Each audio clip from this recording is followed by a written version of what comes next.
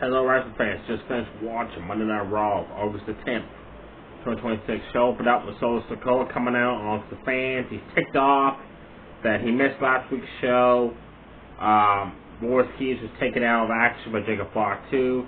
He demands Jacob Fatu to come out so he can kick his butt, but instead of Jacob Fatu, we get main event Jey Uso.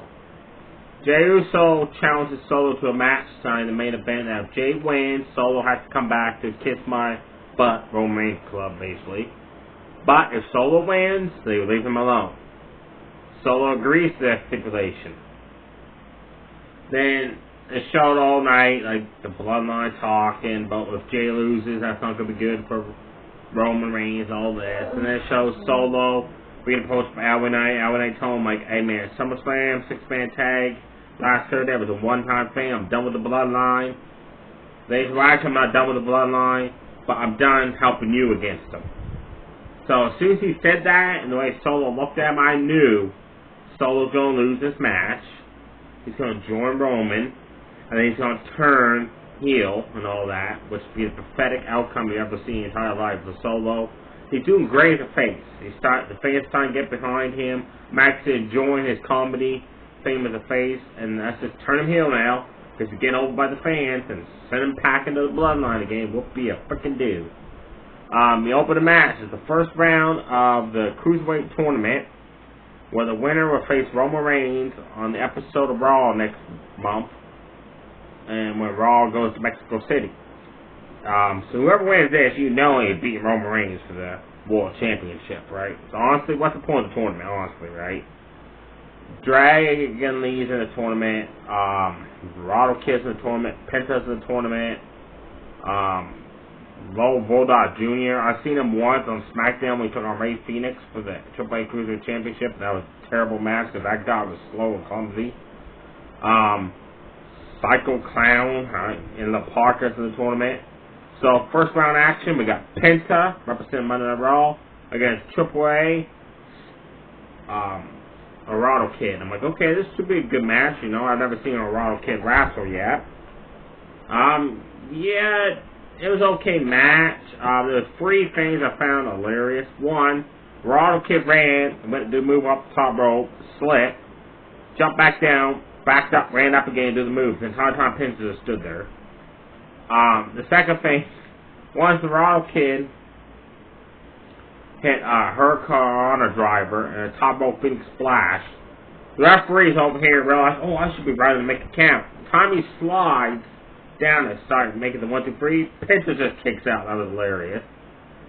And Penta does that front facing as Gary Kick does, which I like. When he did that in the corner, overshot the Dorado Kid, and they didn't even touched him.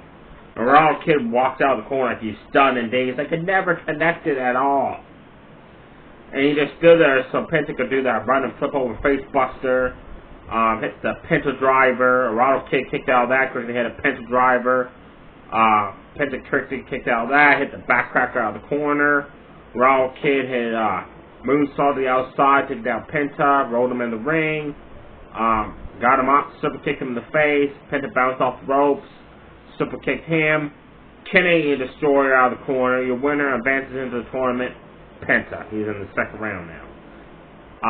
Apparently, looking at the graphics, he's going to take on the winner of Psycho Clown versus Naparka. Unless they're not going to do it by the bracket shown. They're just going to mix it up, maybe.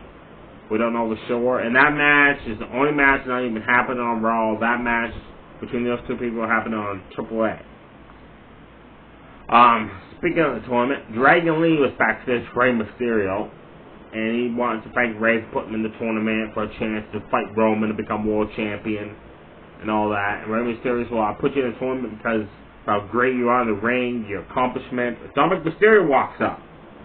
And he's not happy that A, he's the AAA champion, he's not even in the tournament. B, his own father didn't even put him in the tournament. That's why he's not happy. But Rey's like, well, I didn't think you want special privileges because I'm your dad.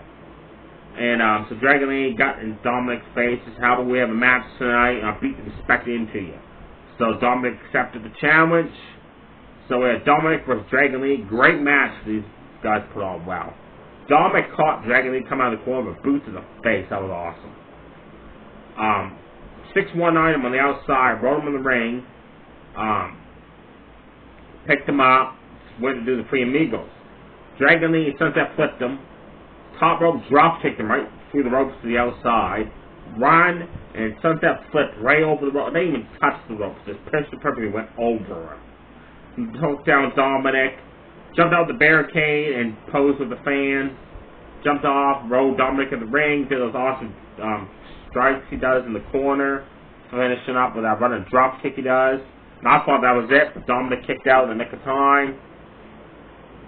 They exchanged, I lost count, how many forearm shots, slaps, chops, punches, and stomps they did in the corner. Like, as soon as Dominic's doing one, Dragon Lee flips him over the corner and doing it to him. And they went back and forth. Wow, that was an awesome sequence right there. Dragon Lee won that sequence, ended it with a top rope double stomp. Dominic kicked out of that. Dominic hit a 619, top rope frog splash. Dragon Lee got the knees up.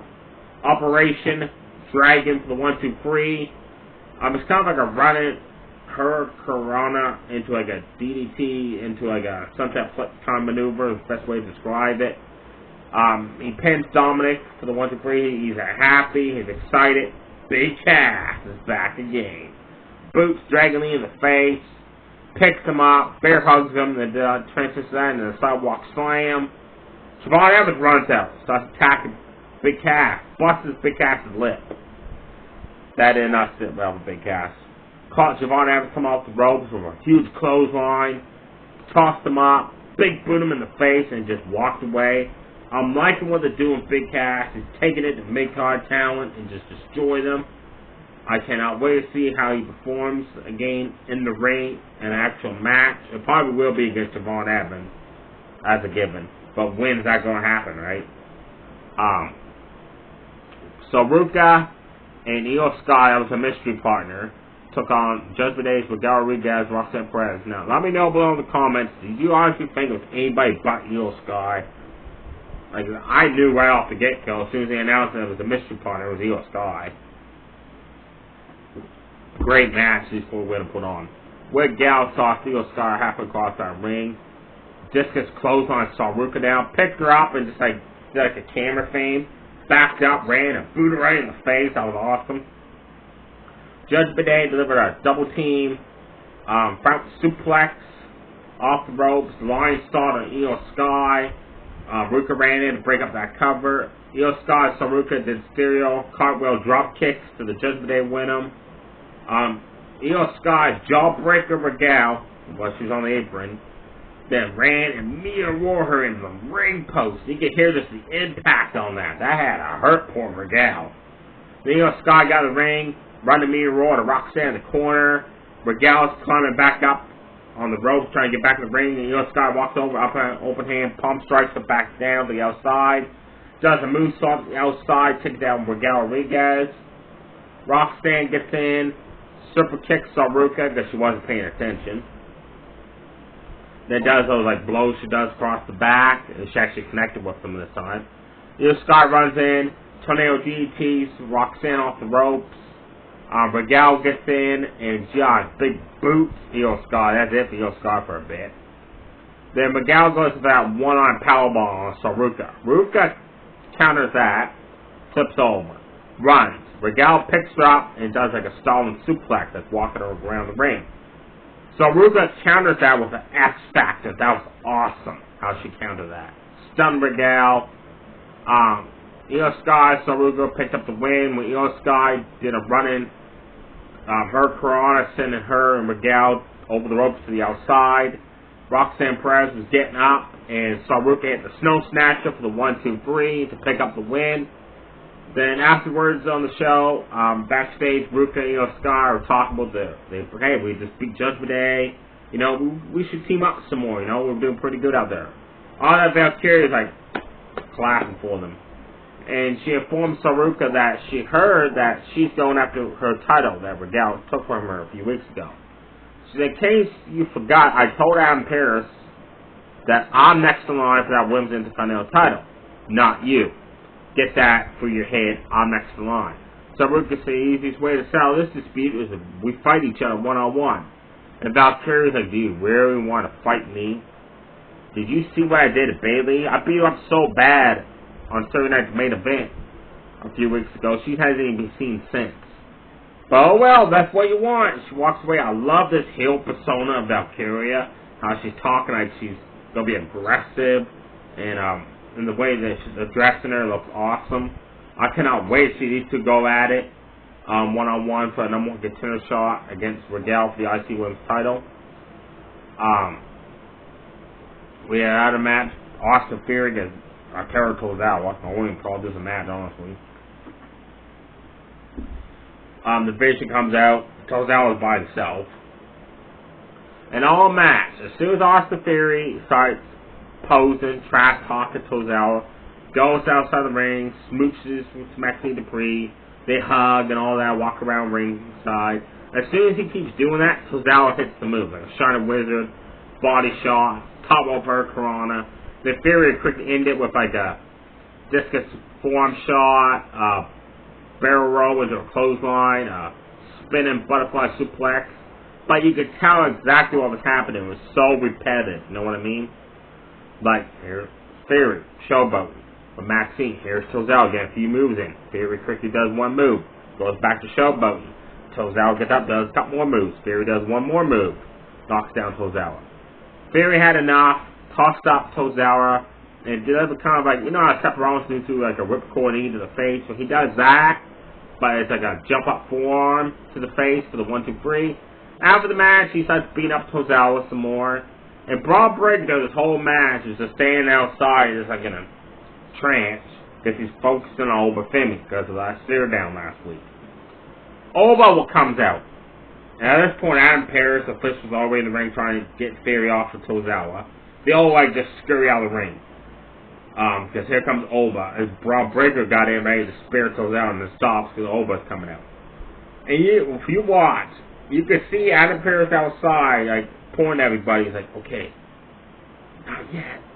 And he's doing 1, 2, 3, get in the ring. And they all, like, ran in the ring to stop Oba and Braun for getting at each other. Like, that was hilarious to see Adam Pearce, like, tell everybody, like, on the count, and showing the count for them to get in the ring. That was hilarious. Like, props to the cameraman who shown that angle. That was awesome. Is this feud of Alpha Academy and the Vision going to continue, or is it over with now? Because honestly, it should be over with, because Alpha Academy hasn't won a match in this feud yet. Is Breaker going to leave the Vision? It looks like he might leave, just like decide, I don't want you guys to help, I don't need to be in this group anymore, I'm going to go off on my own and fight Oba. The main event, Jey Uso, Solo Sikoa. If Jey wins, Solo goes back to the Bloodline next week. If Solo wins, that Jey and him leave him alone. Matt Stars, all Solo. Headbutts, keeping Jey grounded. Running butt-butts in the corner. Smashing his face repeatedly off the announce table. Just taking it to Jey. Jey gets the offense going. Sends him hard into the steel steps on the outside. Just pummels him, delivering massive haymakers. Just Solo by a barricade, tosses him in the ring, does a spear, Solo kicks out. Jey does a second spear, Solo kicks out that. Jey goes for a third spear, Solo super kicks him in the face, tosses up Samoan drop, spin him rock bottom, Jey kicks out that was a cool sequence Solo did there. Jimmy's round, he shows up the fans, distracts Solo. Jey connects with her other spear. Uso splash. Your winner, Jey Uso. Like, seriously, so, yep. You knew the outcome of this match, folks, honestly, because you knew Solo would be going back to the Bloodline eventually. Just getting over with the fans as a face, and that's a no-no for Roman, because Roman's the popular one. He's got to be the center of attention, not Solo. The only thing I can see happening next week, maybe, is, like, they decide they don't want Solo in the group, and they deliver a beatdown on him. Maybe that's the only way they can save this. They keep Solo anti-Bloodline, if Roman say, we don't need him, take him out, and then they beat him up. If not, then Solo's just going to basically be Roman's other lackey. I'm just curious, like, if that's the case, we know Jimmy's kissing one butt cheek, Jay's kissing another one. Jacob Fatu smooching him on the chin So Solo goes smooch Roman on the other chin. Because that's basically what they're doing for Roman. They're helping him out and making all Roman love a W. Next week, 2 matches are announced. We got Rey Fenix from SmackDown taking on that Loader Jr. from AAA in the tournament. And we also have Dragon Lee versus a guy I never heard of it, Al Francesco, something like that. Curious how he's going to perform in a second round tournament matchup. Roman Reigns is returning next week. That's the only match that's announced next week. Some segments. Oba Femi was not shown backstage, sorry, but Paul Heyman again was watching that video. They showed Oba and Brock from Hell in a Cell. And it shows Paul Heyman again watching backstage on the TV, and Braun Breaker walks up and he says, "Hey, I apologized last week thinking you and Oba are best friends, but I need to know, do you consider me the future as you thought I was, or do you think Oba's the future?" And Paul Heyman never, he answered the question, but he never really said yes or no. He answered it, but in a way he didn't really give Braun the answer he wanted. And Breaker caught on to that. He's like, okay, no, I see how this is. Stephanie Garrett came out, talked about how the Judgment Day win him. I've battled with Gal, she said, so many times I don't want to fight her anymore. But I'm going to have to because she's part of that group. She said, but Roxanne and Liv, your punishment is coming. You took me out backstage months ago. I'm back now 100%. I'm going to be the one to take out you, Liv, and we gain that Women's World Championship. Becky Lynch comes out. She begs to differ. If anyone is going to take out Liv before 100 and some odd days before she defends the belt again, it's going to be Becky. So they start having words exchanging.